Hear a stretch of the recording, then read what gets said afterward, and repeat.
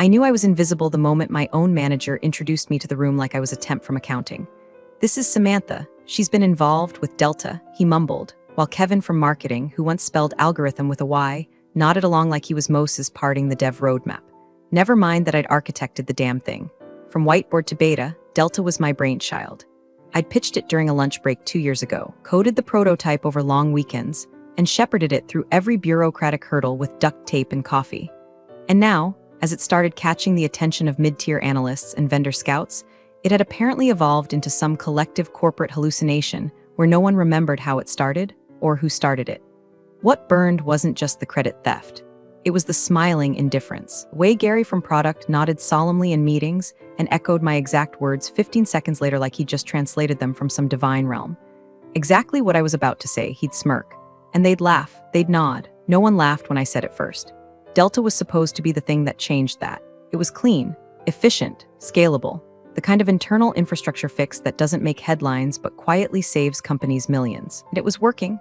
We were ahead of schedule, under budget, and solving problems nobody even realized were problems until we solved them. But every win got quietly reassigned to some dude with a LinkedIn headshot and a personal brand. Don't get me wrong, I wasn't looking for parades. I just wanted one damn person to say, "Hey, Sam, you built something good." Instead, the last time I spoke in a company-wide meeting, the CTO mispronounced my name and thanked Mark for leading the Delta initiative. Mark, who once asked me what an API endpoint was. "Oh, and if you've made it this far without rage quitting in secondhand embarrassment, do us a favor. Hit that subscribe and like button. Over 90% of people never do, and the team eats feelings for breakfast. Your click helps us cry less, probably." Anyway, I stayed. I kept my head down. I cleaned up code merges at 1 a.m. and onboarded new hires who asked if I was contractor or full-time. I answered Jira tickets with kindness and kept a spreadsheet of every decision approved and timestamped, because something in my gut, something cold and familiar, told me I'd need it someday. And then came the whispers. New leadership, organizational realignment, a fresh voice to cut through the noise. We all know what that means. It's never a whisper about you until your calendar starts disappearing and your badge stops working on floor 3. The funny thing is, even as the walls started shifting, I still wanted to believe I was essential. That Delta was too valuable, too core, too visibly successful to be tossed aside. We'd saved the company hundreds of billable hours, prevented client churn, created a back-end structure so smooth even sales noticed. But in corporate, value is whatever someone louder says it is. I remember one Thursday morning, we were prepping the quarterly usage review. I'd pulled an all-nighter polishing the graphs, double-checking the uptime metrics, and turning every bullet point into CFO-friendly language. I walked into the meeting bleary-eyed and hopeful. My slide deck already replaced. My numbers? Revised by Kevin, who'd sent a last-minute update in Comic Sans because it looked more friendly. I left early that day. Sat in my car, air conditioning blasting even though it was October. Just sat, thinking, not about revenge, not yet, but about how many times a woman like me builds the engine and then gets thanked for being a great team player while someone else drives it off the lot with her name scrubbed from the patent filing. I thought about the contract I'd signed, about the clause I'd once laughed at, about the conversation I had with a friend in legal, Kim, who said, "Samantha, don't assume anyone remembers what you did. Document everything." So I started backing things up, quietly, off-network. I bought a new laptop with my own money. I mirrored the entire logic of Delta's framework in a sandbox environment, clean, proprietary, untouched by their servers. Nights and weekends, no one knew, no one asked, because no one ever really looked at me. Not long enough to see the storm I was building. Not yet. Tanya arrived like a thunderclap in a perfume ad, sharp heels, sharper cheekbones, a Bluetooth headset surgically fused to her skull. Day one, she walked through the office like she already owned the walls, dropping corporate jargon like confetti. Vertical alignment, customer journey mapping, synergistic ideation. Half of it sounded like it was scraped off a PowerPoint template written by ChatGPT on cocaine. Everyone smiled, everyone nodded, except me. I sat in the back during her first all-hands, watching her rearrange our roadmap like she was Marie Kondoing a crime scene. Projects got axed mid-sentence. Budgets were realigned. She called it disruption. I called it a slow-motion throat punch. When she got to Delta, she didn't even say the name, just a hand wave. We're sunsetting some legacy initiatives that aren't aligned with future-forward objectives. Legacy, like I was a fax machine. At the end of her first week, 4 people were restructured into early retirement. Tanya brought in her own people, new ops lead, new product manager, even a new business visualization strategist, which I think is Latin for guy who makes graphs and steals credit. Nobody said my name, not once. Not in sync meetings, not in daily stand-ups, not even in the weekly roundup email that used to feature Delta's milestones. I was just not mentioned. The team still came to me with bugs, but it felt like they were sneaking out of class to visit a forbidden teacher.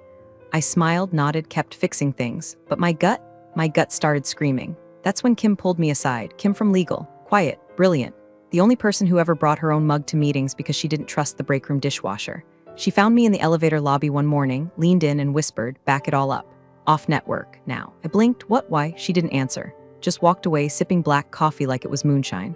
That's the thing about Kim, when she gives you a warning, you don't ask for a paragraph. You just listen, so I started digging. Delta's architecture, project logs, API keys, test case results. I downloaded what I could when I could, at night, on weekends, using my own gear. I encrypted backups and air-gapped drives. Not to sabotage, never that. I loved Delta like a child, I just didn't trust the babysitter. At first, it felt paranoid. But then Tanya started realigning Jira boards. Tickets disappeared. My Git access got limited without explanation. And then one afternoon, I saw it, a Trello card labeled Delta Decommission Timeline. No mention of me, just a list of shutdown milestones, approved by Tanya and her handpicked PM, Nick, who once thought JSON was a new protein bar. I didn't rage, I didn't cry. I just opened a fresh folder on my desktop and labeled it Vest Plan Beta. The name didn't mean anything to them, but it meant everything to me. I already had a quiet LLC registered from a side consulting gig a year prior. Dormant, legal, unused. Now it had a name, a future. Delta wouldn't die, it would just go home. And the deeper I looked into my original employment contract, more I realized something. Delta's IP hadn't been formally transferred. Not fully. There was a clause, so dusty no one had probably read it in years, that stated IP ownership passed to the company only upon full-scale deployment and final sign-off. We were still in internal beta. Tanya had halted rollout, which meant the engine was still in my garage, and Tanya had just slammed the brakes halfway down the highway. The air around the office got tighter. People smiled more nervously. Tanya's new team started skipping invite-only meetings, and I stopped getting calendar requests altogether. But I wasn't idle. I was building, not from scratch, oh no. I had the blueprint, the code, the use cases. I had the lessons learned. All I needed was time and silence. Tanya gave me both because she didn't see me, not really. I wasn't loud enough. I didn't play golf. I didn't say crush it in meetings to her. I was just some legacy static to be cleared. She had no idea that static could still burn down the whole transmission. I knew something was wrong the moment my Slack logged me out mid-message. I was typing a response to one of the junior devs, walking him through a system error Delta had already fixed twice, and then poof. Gray screen. Login failed. I refreshed, tried the browser version. Nothing. Then my calendar vanished, all my meetings, gone like someone had taken a corporate eraser to my existence. I checked my badge access, suspended. Email, dead, not disabled, erased, like I'd never existed. The call came 30 seconds later. Tanya's voice, syrupy and smug, poured through the speaker. "Samantha, we've decided to sunset Project Delta effective immediately. Your role is no longer aligned with strategic priorities, so your access has been revoked. There's a packet coming from HR. You don't need to return to the office. Good luck out there."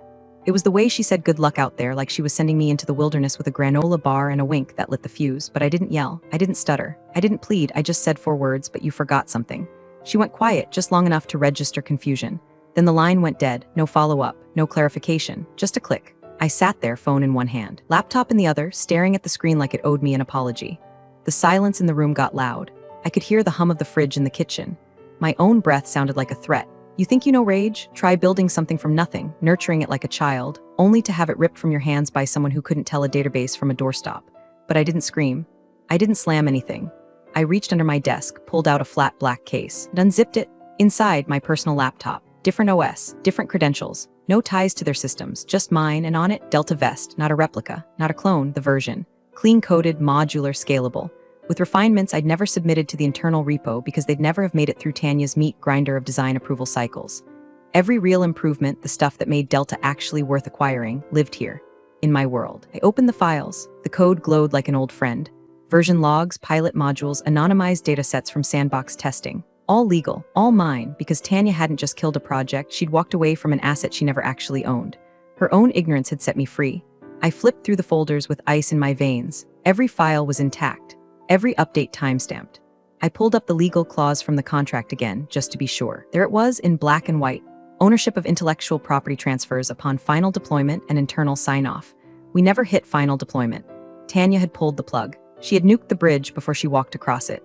They didn't just lose a project. They lost the only leverage they had over the space we were pioneering. And Tanya, in her brilliance, had broadcasted the failure to leadership without realizing she'd thrown away the patent seed. She thought she was getting a cost center.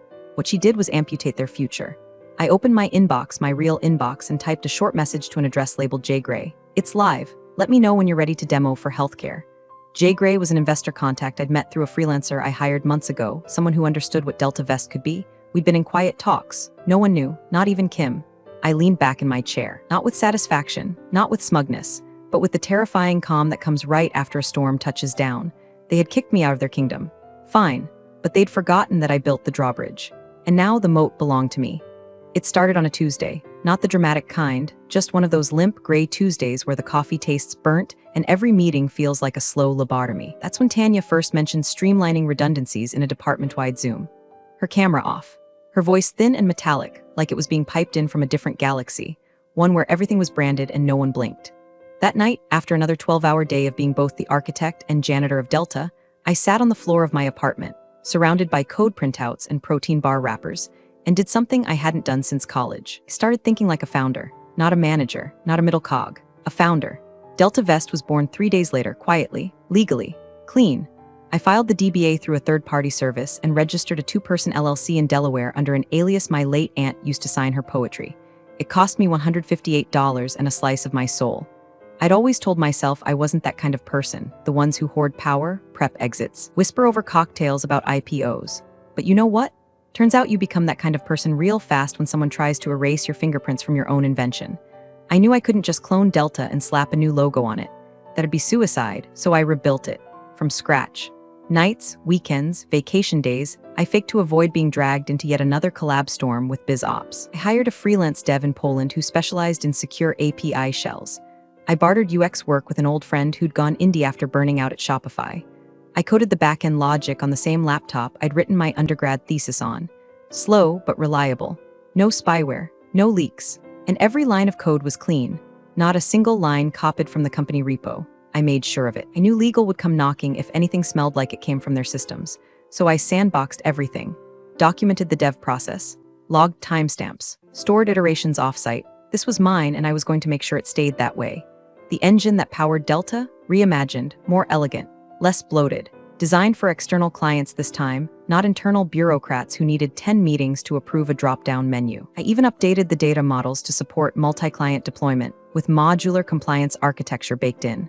Translation, I made it useful to people who would actually pay for it. The name Delta Vest came to me while brushing my teeth. I liked how it sounded, like a hedge fund and a rocket booster had a baby. And it worked. It looked real. It was real, hell. I even printed fake business cards and left one accidentally on a conference table at a DevOps mixer in Chicago. The silence afterward was delicious. But here's the thing, I didn't build Delta Vest out of revenge, not at first. I built it because I was tired of begging to matter.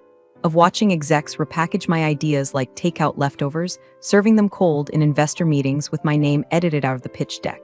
And I was tired, so tired, of pretending that being indispensable meant being safe. It doesn't. What keeps you safe is leverage.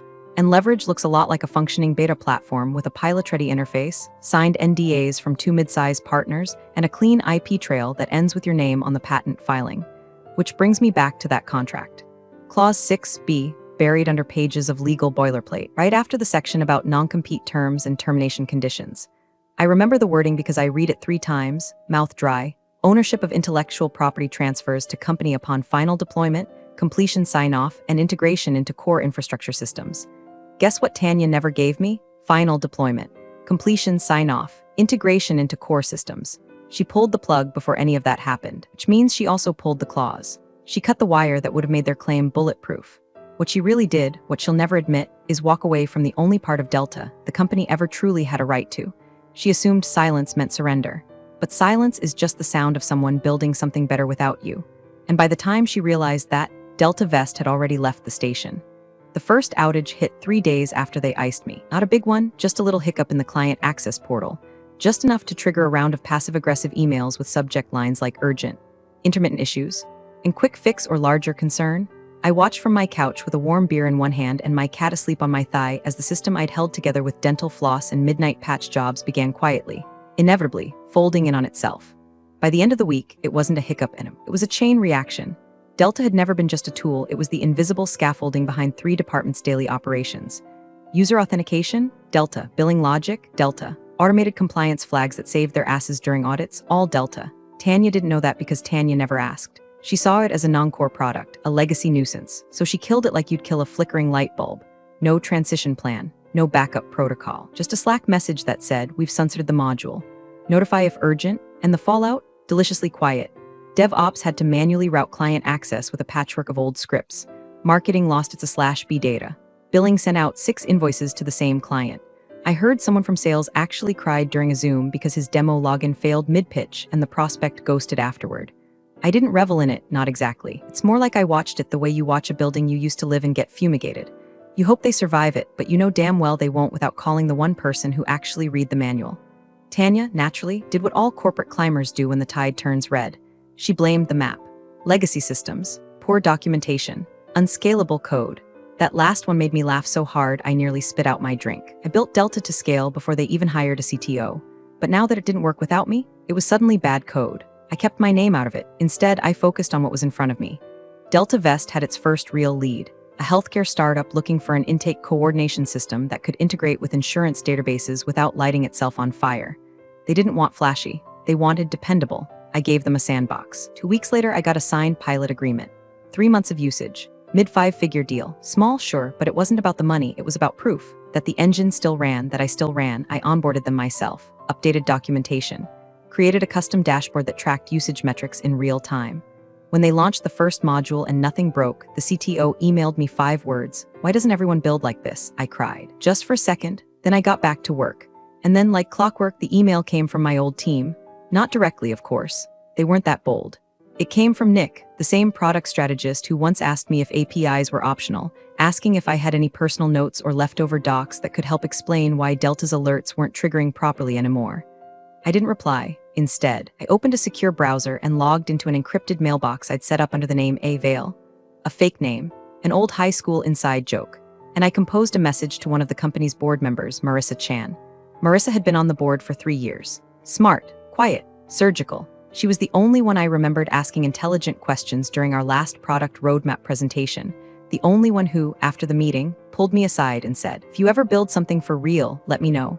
I figured now qualified. I kept the message simple. "Miss Chan, I'm reaching out anonymously to share a platform we believe aligns with your company's current acquisition targets.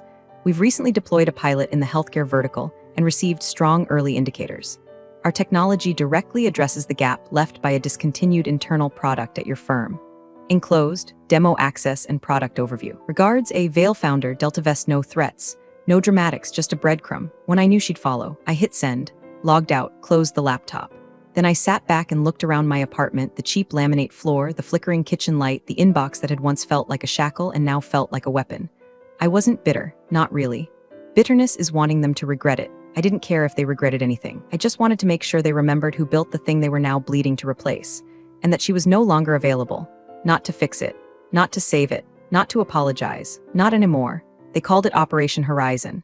I saw the headline pop up on LinkedIn before the internal leaks even reached me through the usual whisper chain. A sleek press release from the parent company's comms team, buzzwords polished to a corporate sheen, pioneering new growth frontiers in platform integration. Translation? They finally realized they'd gutted their only in-house solution and now needed to buy their way back into relevance. It was almost flattering. Almost. The board had apparently greenlit a $12 million acquisition budget to identify and onboard a next-gen platform that aligns with post-Delta strategic objectives. I read that line twice, then again, slowly, post-Delta. Like Delta was an ex-boyfriend whose toothbrush they tossed but whose Netflix password they still needed. I waited a day. Then I forwarded the press release to Jay Gray, my silent investor, with a single note: "It's time." Within 48 hours, Delta Vest had submitted a response to the RFP. Not from my name, of course. The reply came from one of our shell entities, Stratus 6, boutique investment firm out of Colorado that existed on paper, bankrolled by my own damn severance package and Jay Gray's early capital. It looked real. Clean. Small enough to be emerging, polished enough to be serious. Our proposal was tight. 1-page executive summary, 2 demo logins, pilot data from the healthcare client, and a technical brief that danced just close enough to Delta's original specs to tickle memory, without ever ringing alarm bells. Platform's name? Axo Nice. Nobody would connect it to Delta. Nobody should have. And yet, within a week, I heard Tanya had labeled us irrelevant, not scalable, too small to matter, probably vaporware. She said it during a strategy meeting, according to someone who still owed me a favor. Laughed while saying it, apparently. A little too hard. The kind of laugh that's half defense mechanism, half caffeine tremor. But the board didn't laugh. Marissa Chan flagged us for second-round consideration. Another director forwarded the AXO Nice brief to legal for due diligence. Tanya didn't like that. She pushed two bigger names, one of them a clunky Saw-S dinosaur run by a guy who still uses Outlook calendar invites without time zones. The board told her they wanted something new, something lean, something like us. Still, I waited. No gloating, no champagne, just watched the ripples form. And then came the conference. Tech Bridge Summit, San Diego, the kind of event where VCs wear jeans and call it founder energy, and vendors spend 10 grand on a booth to hand out free socks. I didn't even plan to go at first, but Jay Gray insisted. Said the lead buyer from the parent company would be there. Said I should be seen, not as myself, but as momentum, so I went. Not as Samantha the employee, not even as Samantha the founder. I went as Samantha Vale, Director of Strategic Partnerships at AXO-NYC. New suit, new badge. Hair straightened and glasses swapped for contacts. It felt weird, not costume weird, more like stepping into a version of myself I'd buried beneath years of trying to be appropriate. I didn't have a booth. I didn't need one, just floated, attended panels, took meetings, let the buzz build naturally. On the second day I caught him watching me, Elliot Rains, VP of Corporate Acquisitions. His name tag was crooked. He was sipping flat soda from a branded cup and scrolling through something on his phone. When I passed his table, he glanced up and froze. Wait, he said, standing. Don't I know? I smiled. You're Sam? Samantha? From Delta. It wasn't a question. I extended a hand. Samantha Vale, AXO-NYC. He blinked. Right, of course. The silence stretched between us like an unplayed card. Then he chuckled. Hell of a coincidence. I didn't blink, or maybe just good timing. We sat, talked shop. He asked a few softball questions about infrastructure, team size, roadmap. I kept it breezy, professional, didn't oversell, didn't even mention Delta. Let the product speak. Let him connect the dots. As I walked away an hour later, I heard him mutter to himself, just loud enough, too small to matter my ass. That night, I got an email from the RFP committee. We'd like to invite AXO-NYC to present a formal demo to the acquisition panel next month. NDA attached. Selection team, Operation Horizon. I closed my laptop and stared out my hotel window, watching planes line up for approach, lights flickering like pulse signals. They were coming, and I would be ready. Tanya hit the circuit like a pageant queen with a grudge. There she was on LinkedIn Live panels, in TechCrunch sidebars, smiling onstage at a digital innovation symposium in Scottsdale, wearing a blazer that cost more than the entire front-end dev budget she just slashed, talking about new blood and operational agility like she hadn't just amputated her own spine. The irony? She was being celebrated. Interviewers lapped it up, called her a strategic catalyst, asked softball questions about how she managed legacy inefficiencies. She used phrases like sunsetting non-scalable frameworks without ever saying what she'd actually replaced them with. The board shared her posts. Investors liked them. Clients retweeted them. For a minute, it looked like Tanya had pulled it off, scrubbed her little purge clean, and polished it into a TED talk she never had to give. But inside, the floorboards were creaking. By Q2, internal attrition had doubled. The last two engineers on the Delta maintenance team jumped ship. The marketing director retired early. Even the receptionist left. Her exit interview reportedly included the phrase, "Tanya made the plants nervous." And then there were the clients. It started with a delay. Just a week, Tanya's team said. But when the updated client portal rolled out, it didn't just underdeliver, it underfunctioned.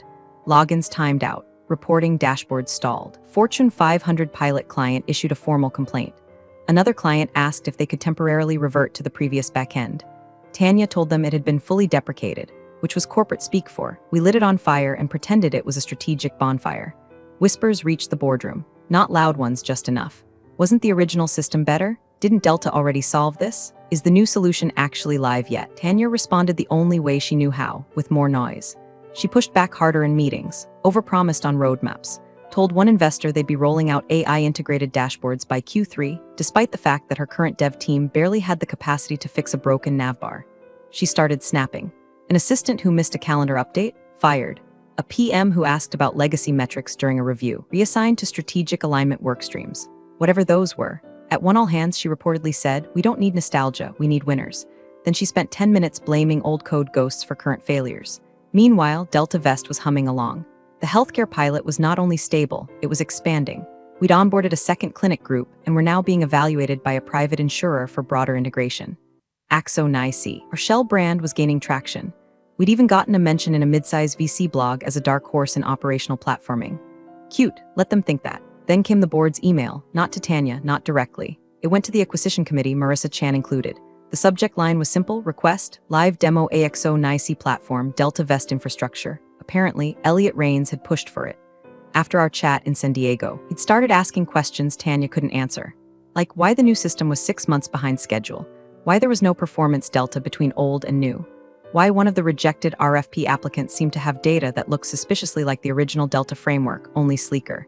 The demo was set for 2 weeks later. Internal only, full NDA, CEO in the room.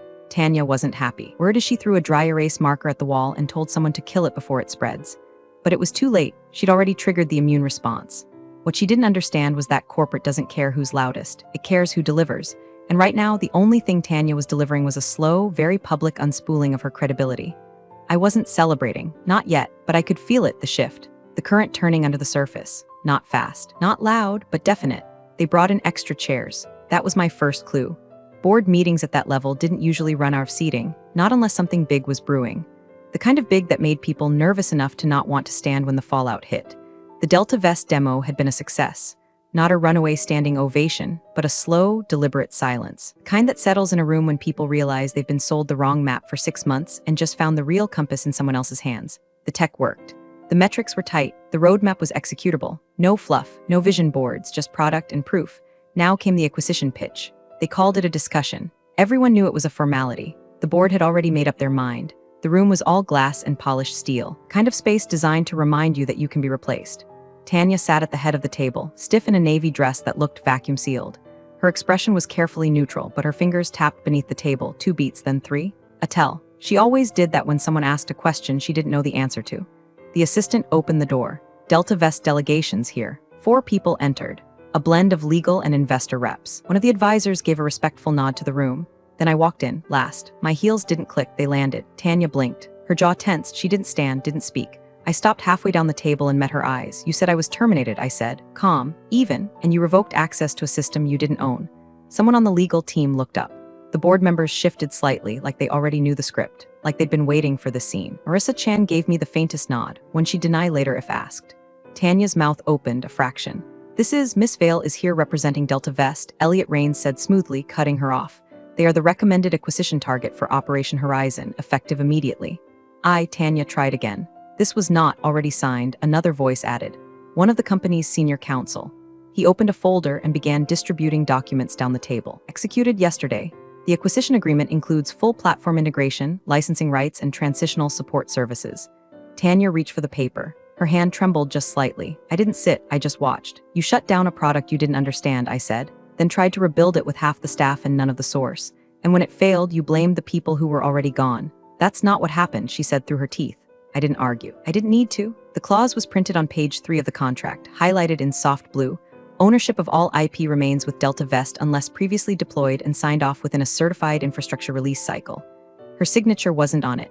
Mine was. Tanya looked around the room, waiting for anyone to come to her rescue. No one did, because they weren't watching her anymore. They were watching me. The founder, the architect, a woman they'd fired without reading the contract. The silence stretched. Then the CEO turned to legal. Let's proceed with integration planning, he said. Then to me like it was an afterthought, welcome back, I nodded once. No gloating, no monologue, just power restored. I turned toward the door. The assistant held it open. As I walked past Tanya, she tried one last time. You can't just come back like this. I paused, glanced at her. Let the weight of it land. I didn't come back, I said. You bought the system I built to replace you. And then I left the room, not as an employee, but as the owner. I'd never seen a glass table look nervous before. But in that moment, dead quiet, not a pen clicking or throat cleared, it somehow radiated tension. Like even the furniture knew something irreversible was about to happen. I didn't raise my voice, didn't preamble, just reached into my folder and slid one piece of paper across the table to the board's legal counsel. Printed, unfolded, signed. This is the original assignment agreement from my contract, I said, the one governing all intellectual property created during my tenure. The counsel adjusted his glasses. He was the kind of man who kept a fountain pen in his shirt pocket and had never been late to a meeting in his life. He read fast, jaw tightening 1 centimeter as his eyes scanned line after line. I continued softly. The project Tanya terminated Delta, it wasn't just an internal tool. It was the foundation for the company's first external-facing acquisition. I paused, and it was mine. The board leaned in. No one reached for coffee. No one touched their phones. Even the assistant in the corner had stopped breathing. Legal flipped the document over, highlighted in pale yellow. Dead center on the second page was the clause. In the absence of final deployment, full integration and certified system sign-off, ownership of developed intellectual property reverts to the creator. No legalese, no ambiguity. Tanya's voice broke the silence, brittle and frantic. This is absurd. That clause, no one flagged that clause. The CEO turned to her. Calm, dangerous. How exactly did you vet this termination? Tanya flinched like he'd slapped her. HR signed off. Compliance never saw the deployment records. Legal interrupted, looking directly at her now, because final deployment never occurred. Miss Vale's access was revoked before sign-off. which means he tapped the document once. She owns the platform entirely. Silence fell like a dropped guillotine. Tanya's hands trembled as she reached for her tablet, scrolling through what I assumed were old Slack messages, memos, digital life preservers. There were none because you can't undo what you never understood in the first place. She killed the thing keeping her afloat and paid the creator to come rescue the shipwreck. The board didn't argue, they didn't debate. What was done was done. One director asked quietly, "Can she stay on through the transition?" I answered before the CEO could. No, I didn't say it with spite. I said it like you'd say the door is closed or the lights turned red. A fact, a boundary, a conclusion. Meeting wrapped in record time. No one looked Tanya in the eye as they filed out. I waited until the room was mostly empty before standing. My new badge was clipped to my blazer, still crisp from the welcome packet they'd couriered the day before. I walked toward the exit, heels steady, heart silent. Tanya stood near the window, staring out like she might find a version of herself on the street below that hadn't screwed this up beyond repair. She turned as I passed. No apology, no threat. Just that look people get when they finally realize the storm didn't pass them by, it started from within. At the elevator, I tapped my badge to the scanner. It chirped once. Green, the doors opened. I stepped in. Alone. And as they closed, I didn't look back, because the system she erased was the one I now owned. And the woman they underestimated was the one now holding the keys. Appreciate you sticking around, you legends of the break room. Subscribe for more chaos. Let's make your old managers spill their coffee in fear.